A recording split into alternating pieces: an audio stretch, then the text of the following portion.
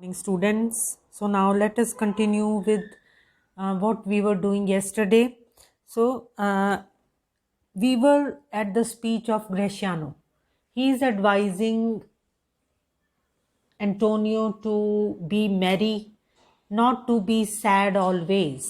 So ਫਿਰ ਉਹਦੇ ਵਿੱਚੋਂ ਕੀ ਕਹਿੰਦਾ ਕਿ some people only pose to be serious. They remain silent. They remain quiet all the time because they want to be thought of as wise persons. ਕਿ ਕੁਝ ਲੋਕ ਚੁੱਪ ਰਹਿੰਦੇ ਤਾਂ ਕਿ ਲੋਕ ਉਹਨਾਂ ਨੂੰ ਕੀ ਸੋਚਣ ਕਿ ਇਹ ਬਹੁਤ ਹੀ ਜ਼ਿਆਦਾ ਸਿਆਣੇ ਹੈ, but in reality they are so foolish ਕਿ ਜੇ ਉਹ ਕਦੇ ਮੂੰਹ ਖੋਲਣ, if they should speak would almost damn those ears which hearing them would call their brothers fools. So ਫਿਰ ਉਹ ਕੀ ਕਹਿੰਦਾ ਕਿ ਉਹ ਇਹੋ ਜਿਹੇ ਵੈਸੇ ਇਨ ਰਿਐਲਿਟੀ ਉਹ ਕਿੱਦਾਂ ਦੇ ਹੁੰਦੇ ਆ, ਦੇ ਆਰ ਸੋ ਫੁਲਿਸ਼ ਕਿ ਜੇ ਉਹ ਕਦੀ ਆਪਣਾ ਮੂੰਹ ਖੋਲ ਦੇਣਗੇ ਤਾਂ ਕੀ ਹੋਏਗਾ, ਉਹਨਾਂ ਦੇ ਨਾਲ ਵਾਲੇ ਉਹਨਾਂ ਨੂੰ ਕੀ ਕਹਿਣਗੇ ਕਿ ਮਤਲਬ ਉਹ ਕੀ ਕਹਿ ਰਿਹਾ ਕਿ ਜਿਸ ਤਰ੍ਹਾਂ ਵੀ ਆਲ ਆਰ ਬ੍ਰਦਰਸ। ਸੋ ਜੇ ਉਹ ਇਹੋ ਜਿਹੇ ਲੋਕ ਮੂੰਹ ਖੋਲ ਦੇਣਗੇ ਤਾਂ ਉਹਨਾਂ ਦੇ ਨਾਲ ਦੇ ਜਿਹੜੇ ਹੈਗੇ ਉਹ ਕੀ ਕਹਿਣਗੇ, ਉਹਨਾਂ ਨੂੰ ਫੂਲਸ ਬੁਲਾ ਦੇਣਗੇ, ਉਹਨਾਂ ਨੂੰ ਬੇਵਕੂਫ ਕਹਿਣਗੇ, ਜਿਹਦੇ ਨਾਲ ਫਿਰ ਕੀ ਹੋਊਗਾ, ਜਿਹਦੇ ਨਾਲ ਕਿ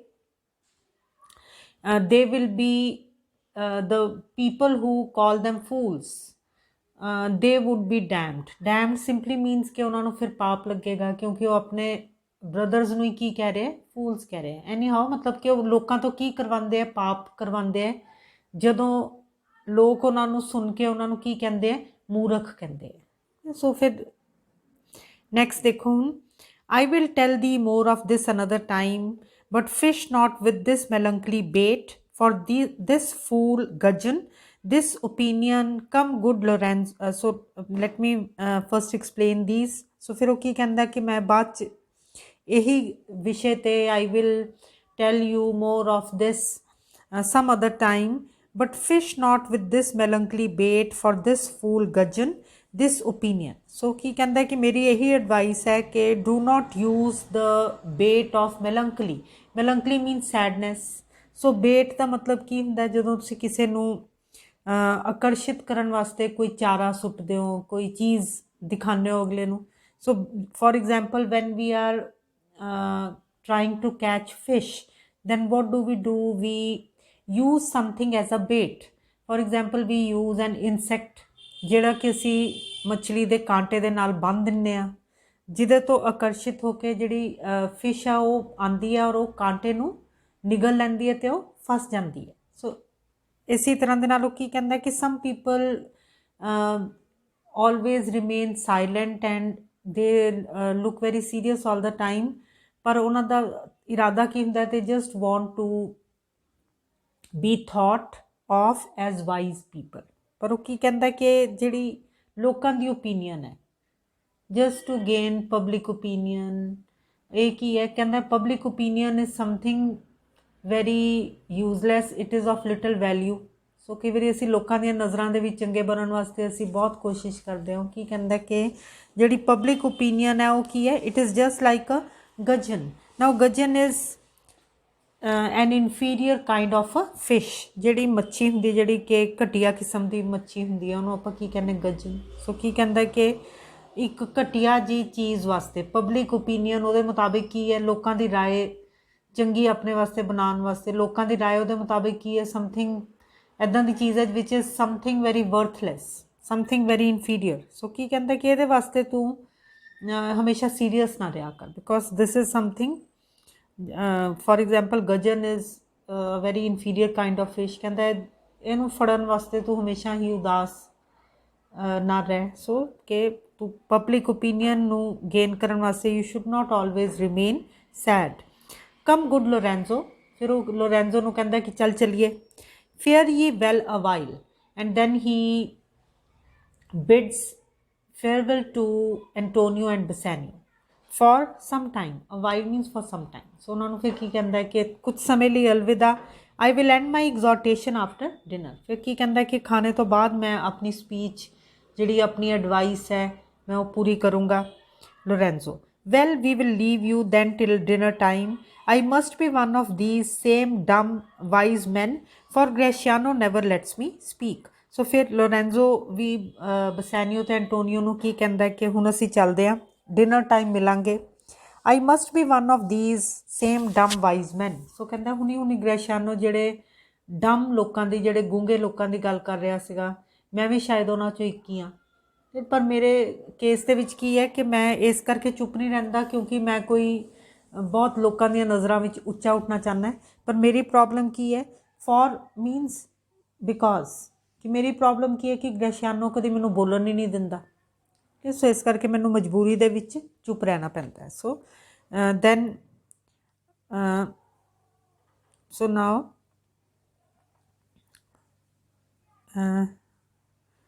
yes, then Graciano, well, keep me company but 2 years more. So more means more. Thou shalt not know the sound of thine own tongue. So ਕੀ ਕਹਿੰਦਾ ਕਿ ਮੈਨੂੰ ਬਸ ਤੂੰ 2 ਸਾਲ ਵਾਸਤੇ ਮੇਰੇ ਨਾਲ ਹੋਰ ਰਹਿ ਤੇ ਤੈਨੂੰ ਇਹ ਵੀ ਭੁੱਲ ਜਾਊਗਾ ਕਿ ਤੇਰੀ ਆਵਾਜ਼ ਕਿੱਦਾਂ ਦੀ ਸੀ। ਇਹਦਾ ਮਤਲਬ ਕਿ I will never let you speak. Antonio, fare you well, I will grow a talker for this gear. Gear means advice. So ਕੀ ਕਹਿੰਦਾ ਕਿ ਤੂੰ ਮੈਨੂੰ ਇੰਨੀ ਅੱਛੀ ਸਲਾਹ ਦਿੱਤੀ ਹੈ ਕਿ ਮੈਨੂੰ ਲੱਗਦਾ ਕਿ ਮੈਂ ਵੀ ਬਹੁਤ ਜਲਦੀ ਹੀ ਬਹੁਤ ਬੋਲਣ ਵਾਲਿਆਂ ਵਿੱਚੋਂ ਇੱਕ ਹੋਣ ਵਾਲਾ ਹੈ। I will also become a talker. Graciano, thanks in faith, for silence is only commendable in a need's tongue dried and a maid not vendible. Now vendible means marriageable. A young a woman who is past the age of marriage and who is not going to get married. So ਕੀ ਕਹਿੰਦਾ ਕਿ silence ਸਿਰਫ ਕਿੱਥੇ ਚੰਗੀ ਹੁੰਦੀ ਹੈ, ਜਿੱਥੇ ਕਿ in the case of an aged woman and who is not likely to get married. and ਹੋਰ ਕਿੱਥੇ ਸਾਇਲੈਂਸ ਅੱਛੀ ਲੱਗਦੀ ਹੈ, ਜਿੱਥੇ ਕਿ ਇੱਕ ਔਕਸ ਦੀ ਜਿਹੜੀ ਜ਼ਬਾਨ ਹੈ ਉਹਨੂੰ ਪਕਾਇਆ ਹੁੰਦਾ ਹੈ ਖਾਣ ਵਾਸਤੇ। ਸੋ ਨੈਚੁਰਲੀ ਇਟ ਇਜ਼ ਸਮਥਿੰਗ ਲਾਈਫਲੈਸ। ਸੋ ਕਹਿੰਦਾ ਨੈਚੁਰਲੀ ਉਹ ਵਾਲੀ ਜਿਹੜੀ ਜ਼ਬਾਨ ਹੈ ਉਹ ਨਹੀਂ ਬੋਲੇਗੀ। ਸੋ ਕਹਿੰਦਾ ਸਾਇਲੈਂਸ ਸਿਰਫ ਇਹਨਾਂ ਚੀਜ਼ਾਂ ਵਿੱਚ ਹੀ ਅੱਛੀ ਲੱਗਦੀ ਹੈ। ਐਂਟੋਨੀਓ, ਇਜ਼ ਦੈਟ ਐਨੀਥਿੰਗ ਨਾਓ। ਸੋ ਫਿਰ ਜਦੋਂ ਦੋਨੋਂ ਐਗਜ਼ੋ ਐਂਡ ਗ੍ਰੈਸ਼ੀਆਨੋ ਐਂਡ ਲੋਰੈਂਜ਼ੋ, ਫਿਰ ਉਹ ਦੋਨੋਂ ਚਲੇ ਜਾਂਦੇ ਆ। ਐਂਟੋਨੀਓ, ਇਜ਼ ਦੈਟ ਐਨੀਥਿੰਗ ਨਾਓ। ਸੋ ਫਿਰ ਐਂਟੋਨੀਓ ਉਹਨੂੰ ਕੀ ਕਹਿੰਦਾ ਕਿ ਕੋਈ ਗੱਲ ਹੈ। Bassanio, Graciano speaks an infinite deal of nothing, more than any man in all Venice. His reasons are as 2 grains of wheat hid in 2 bushels of chaff. ਸੋ ਫਿਰ ਉਹ ਕੀ ਕਹਿੰਦਾ ਕਿ ਗ੍ਰੈਸ਼ੀਆਨੋ ਕਿਸ ਤਰ੍ਹਾਂ ਦਾ ਵਿਅਕਤੀ ਹੈ ਜਿਹੜਾ ਕਿ ਬਹੁਤ ਬੋਲਦਾ ਹੈ ਔਰ ਯੂਜ਼ਲੈਸ ਬੋਲਦਾ ਹੈ। He speaks an infinite deal of nothing. His reasons are as 2 grains of wheat hid in 2 bushels of chaff. ਔਰ ਇਹਦੇ ਜਿਹੜੀ ਰੀਜ਼ਨਸ ਹੈ, ਇਹਦੇ ਜਿਹੜੇ ਕੋਈ ਸਿਆਣੀ ਗੱਲ ਹੈ ਉਹ ਕਿੰਨੀ ਹੈਗੀ ਹੈ, ਜਸਟ 2 ਕਣਕ ਦੇ ਦਾਣੇ ਜਿਹਦੇ ਵਾਸਤੇ ਕਿ ਬਹੁਤ ਜ਼ਿਆਦਾ ਢੇਰੀ ਚਾਫ ਦੀ, ਤੂੜੀ ਦੀ, ਧਾਨ ਦੇ ਛਿਲਕਿਆਂ ਦੀ ਪਹਿਲਾਂ ਲੱਭਣੀ ਪੈਂਦੀ ਹੈ, ਫੋਲਣੀ ਪੈਂਦੀ ਹੈ ਔਰ ਫਿਰ ਕੋਈ ਥੋੜ੍ਹੀ ਜਿਹੀ ਗੱਲ ਸਿਆਣੀ ਨਿਕਲਦੀ ਹੈ। You shall seek all day ere you find them. ਔਰ ਉਹਨਾਂ 2 ਦਾਣਿਆਂ ਵਾਸਤੇ ਵੀ you will have to search for those 2 grains of wisdom for full day before you find them. or means before ਕਿ ਉਹਨਾਂ ਨੂੰ ਵੀ ਲੱਭਣ ਵਾਸਤੇ ਤੁਹਾਨੂੰ ਕਿੰਨਾ ਪਊਗਾ, ਪੂਰਾ ਦਿਨ ਲੱਗ ਜਾਊਗਾ, ਫਿਰ ਕੋਈ ਸਿਆਣੀ ਗੱਲ ਨਿਕਲੂਗੀ। and when you have them they are not worth the search. ਔਰ ਜਦੋਂ ਕੋਈ ਸਿਆਣੀ ਗੱਲ ਉਹਦੀ ਗੱਲਾਂ 'ਚ ਮਿਲਦੀ ਹੈ ਤਾਂ ਫਿਰ ਤੁਹਾਨੂੰ ਕੀ ਲੱਗਦਾ ਕਿ ਇਹ ਵੀ ਕੋਈ ਐਵੇਂ ਯੂਜ਼ਲੈਸ ਜੀ ਗੱਲ ਹੈ, ਇੰਨੀ ਦੇਰ ਮੈਂ ਇਹਦੀ ਗੱਲ ਸੁਣਦਾ ਰਿਹਾ। So I hope this much is clear. ਹੁਣ ਤੁਸੀਂ ਇਹਦੇ ਵਿੱਚ ਇਹ ਦਿਮਾਗ 'ਚ ਰੱਖਣਾ ਹੈ ਕਿ Gratiano is one of the important minor characters. So ਇਹਦਾ ਵੀ ਤੁਹਾਨੂੰ ਕਦੀ ਕਰੈਕਟਰ ਸਕੈਚ ਆ ਸਕਦਾ ਹੈ। ਸੋ ਇਸ ਕਰਕੇ ਇਹਦੇ ਵਿੱਚ ਤੁਹਾਨੂੰ ਹੁਣ ਤੱਕ ਕੀ ਪਤਾ ਲੱਗਾ ਕਿ Gratiano is a friend of Bassanio and Antonio, and he ਇੱਕ ਇਹਦੇ ਕਰੈਕਟਰ ਦਾ ਟ੍ਰੇਟ ਸਾਹਮਣੇ ਆਇਆ ਕਿ ਇਹ ਹੀ ਟਾਕਸ ਟੂ ਮੱਚ, ਬਹੁਤ ਜ਼ਿਆਦਾ ਬੋਲਦਾ ਹੈ, ਬੜਬੋਲਾ ਹੈਗਾ। ਔਰ ਇਹ ਵਾਲਾ ਤੁਸੀਂ ਇਹਦੇ ਵਿੱਚ ਯੂਜ਼ ਕਰ ਸਕਦੇ ਹੋ। Gratiano speaks an infinite deal of nothing. So now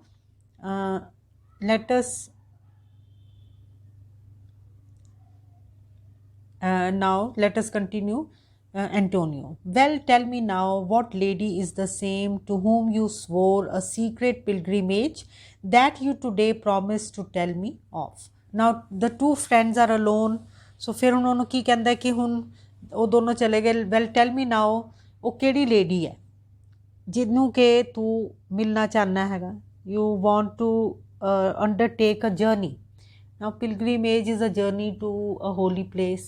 So ਇੱਥੇ ਉਹ ਕੀ ਕਹਿੰਦਾ ਕਿ ਉਹ ਕਿਹੜੀ ਲੇਡੀ ਹੈ ਜਿਹਨੂੰ ਕਿ ਤੂੰ ਮਿਲਣ ਦਾ ਜਿਹਨੂੰ ਮਿਲਣ ਜਾਣ ਦਾ ਤੂੰ ਇਰਾਦਾ ਕੀਤਾ ਹੈ. To whom you swore a secret pilgrimage ਕਿ ਤੂੰ ਜਾਏਗਾ, that you today promised to tell me of. So ਤੂੰ ਮੈਨੂੰ ਅੱਜ ਪ੍ਰੋਮਿਸ ਕੀਤਾ ਸੀਗਾ ਕਿ ਅੱਜ ਦੇ ਦਿਨ ਤੂੰ ਮੈਨੂੰ ਉਸ ਲੇਡੀ ਬਾਰੇ ਦੱਸੇਗਾ. So you must tell me, Bassanio. It is not unknown to you, Antonio. So ਬਜਾਏ ਕਿ ਉਹਨੂੰ ਸਿੱਧੀ ਗੱਲ ਦੱਸਣ ਦੇ ਉਹਨੂੰ ਕੀ ਕਹਿੰਦਾ ਹੈ ਕਿ ਤੈਨੂੰ ਚੰਗੀ ਤਰ੍ਹਾਂ ਪਤਾ ਹੈ. It is not unknown to you, Antonio, how much I have disabled mine estate by something showing a more swelling port than my faint means would grant continuance. So ਫਿਰ ਉਹਨੂੰ ਕੀ ਕਹਿੰਦਾ ਕਿ ਤੈਨੂੰ ਚੰਗੀ ਤਰ੍ਹਾਂ ਪਤਾ ਹੈ ਕਿ how much I have damaged, or how much damage I have caused to my financial position by maintaining a higher standard of living than I can afford. So no, how much I have disabled mine estate कि मेरी ਜਿਹੜੀ financial position है ਉਹ ਮੈਂ ਕਿੰਨੀ ਖਰਾਬ ਕੀਤੀ ਹੈ ਤੈਨੂੰ ਚੰਗੀ ਤਰ੍ਹਾਂ ਪਤਾ ਹੈ. By something showing a more swelling port than my faint means would grant continuance. So means ਕੀ ਹੁੰਦੇ means are the ਜਿਹਨੂੰ ਆਪਾਂ ਜ਼ਰੀਆ ਕਹਿੰਦੇ ਆ, means of bringing in money. So ਕੀ ਕਹਿੰਦਾ ਕਿ ਉਹ ਮੇਰੇ ਕੀ ਹੈਗੇ ਆ, they are faint means I do not have many means of gaining my livelihood, of bringing in more money. ਪਰ ਮੈਂ ਕੀ ਕੀਤਾ, ਮੈਂ I have maintained a much higher standard of living than my means would allow.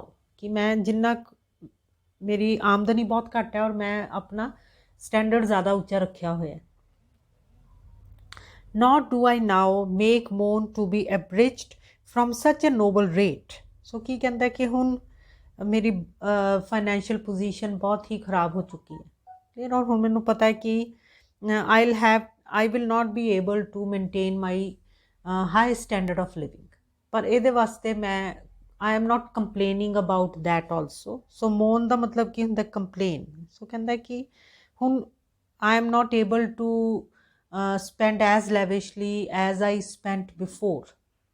ਕੀ ਕਹਿੰਦਾ ਕਿ ਮੈਨੂੰ ਪਤਾ ਹੈ ਕਿ ਹੁਣ ਮੈਨੂੰ ਐਵਰੇਜ ਹੋਣਾ ਪਿਆ. ਐਵਰੇਜ ਦਾ ਮਤਲਬ ਹੀ ਕੀ ਹੁੰਦਾ, ਘੱਟ ਹੋਣਾ, ਛੋਟਾ ਹੋਣਾ. ਸੋ ਕਹਿੰਦਾ ਕਿ ਹੁਣ I cannot maintain that standard of living that I maintained earlier, ਕਿਉਂਕਿ ਹੁਣ ਮੇਰੀ ਬੱਸ ਹੋ ਚੁੱਕੀ ਹੈ financially. But my chief care is to come fairly off from the great debts. So ਕੀ ਕਹਿੰਦਾ ਕਿ ਹੁਣ ਮੈਂ ਸ਼ਿਕਾਇਤ ਨਹੀਂ ਕਰਦਾ ਜੇ ਮੈਨੂੰ ਮੈਂ ਇੰਨਾ ਖੁੱਲ੍ਹੀ ਤਰ੍ਹਾਂ ਨਾਲ ਖਰਚ ਨਹੀਂ ਕਰ ਸਕਦਾ, ਜੇ ਇੰਨੀ ਵਧੀਆ ਤਰ੍ਹਾਂ ਨਾਲ ਨਹੀਂ ਰਹਿ ਸਕਦਾ, ਤਾਂ ਮੈਂ I am not making any moan because of that. Means I am not complaining about that. But my chief care, ਪਰ ਮੇਰਾ ਜਿਹੜੇ ਮੇਨ ਕੇਅਰ ਕੀ ਹੈਗੀ ਹੈ, ਮੇਰੀ ਇਸ ਵੇਲੇ main worry. Chief means main, care means worry. But my chief care is to come fairly off from the great debts. पर मेरी मेन चिंता की है, that I want to pay back the money that I have taken as loans from people. कि मैं मेरी main इस वेले चिंता की है, is to come fairly off from the great debts. Debts means उधार, कर्जे. So मेरी मेन चिंता इस वेले ये हैगी that I should pay back all the money that I have taken from people. So ਕਹਿੰਦਾ ਇਸ ਵੇਲੇ ਮੇਰੀ ਇਹ ਮੇਨ ਚਿੰਤਾ ਹੈ. ਸੋ ਆਈ ਹੋਪ ਇੰਨਾ ਕੁ ਤੁਹਾਨੂੰ ਸਮਝ ਆ ਗਿਆ. ਦੇਖੋ ਇਹਦੇ ਵਿੱਚ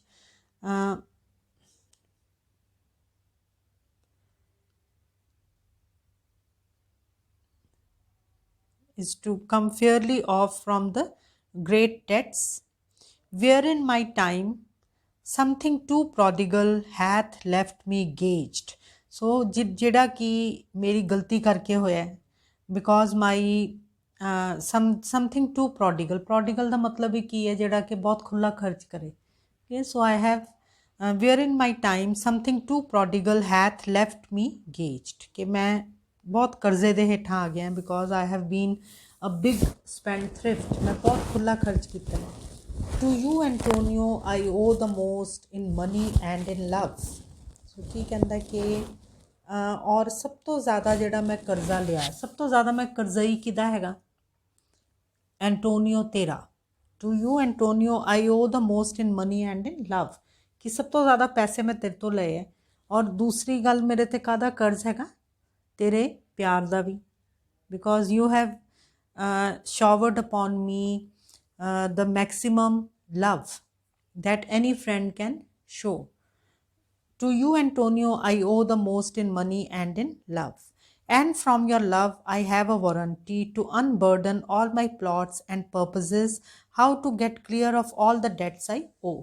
और की कहंदा कि because I know that you love me very much, therefore now I have the freedom to reveal all the plans to you, because I know that you will never love me any less। कि मैं क्यों तेरे सामने हर गल खोल के कर देना, क्योंकि मैनू पता है कि तेरा जिहड़ा प्यार है मेरे वास्ते वो की है, वो बहुत सिंसीयर है। And whatever I tell you, जो भी मैं तैनू दसूँगा तू कभी भी मैनू प्यार करना घट नहीं करेगा। सो इस करके I want to unburden all my plots and purposes, how to get clear of all the debts I owe. Debts की ਹੁੰਦੇ ਕਰਜ਼ੇ, कि मैं ਹੁਣ तेरे सामने अपने सारे प्लॉट्स सारिया प्लैनस रखना चाहना है, ਜਿਹੜੀਆਂ कि ਕਾਹਦੇ ਵਾਸਤੇ ਹੈਗੀਆਂ ਕਿ ਮੈਂ ਆਪਣੇ ਕਰਜ਼ਿਆਂ ਤੋਂ ਮੁਕਤੀ ਕਿੱਦਾਂ ਪਾਣੀ ਹੈ। So now I make an end here and we will continue with it, and I hope that you are able to understand whatever we are doing।